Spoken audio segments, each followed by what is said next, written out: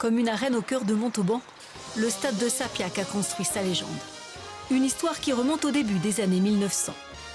L'Union sportive montalbanaise joue sur un terrain militaire, elle n'a pas de stade.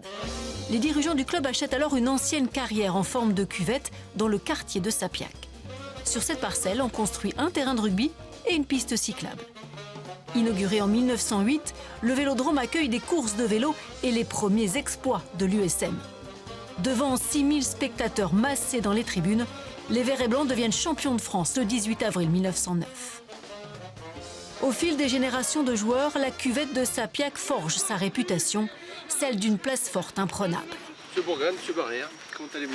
Et toi? Ça va? Raymond Barrière et Francis Bourgade n'ont rien oublié de cette ferveur des jours de match.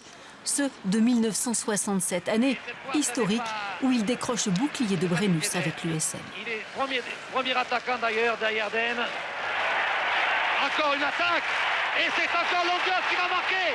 Moi, ce que j'en ai le plus de souvenirs, c'est il y avait la barrière qui dégageait du terrain.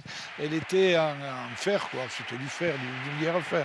Et les gens qui tapaient là, bon, ça faisait un bruit assourdissant. Alors les buteurs, quand ils étaient là, ils entendaient du bruit. Au milieu, il y avait un monsieur à l'imperméable qui travaillait au commissariat à Montauban. C'était le chef de la meute. Ah oui, oui. Pour critiquer.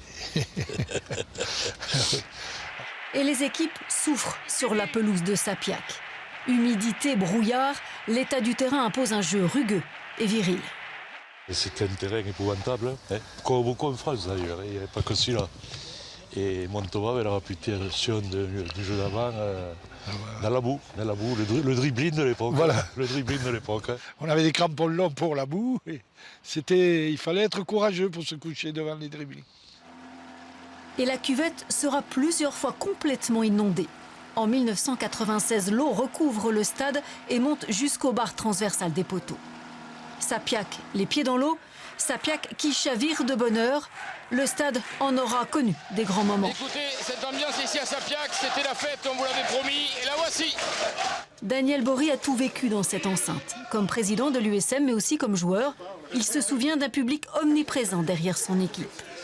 Toute la semaine, quand vous êtes joueur de l'USM, vous êtes connu, reconnu, donc vous vous sentiez investi un peu d'une mission lorsque le week-end arrivait.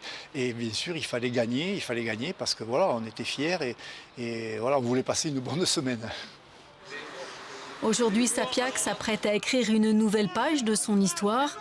Une demi-finale à domicile pour peut-être retrouver l'élite du rugby français.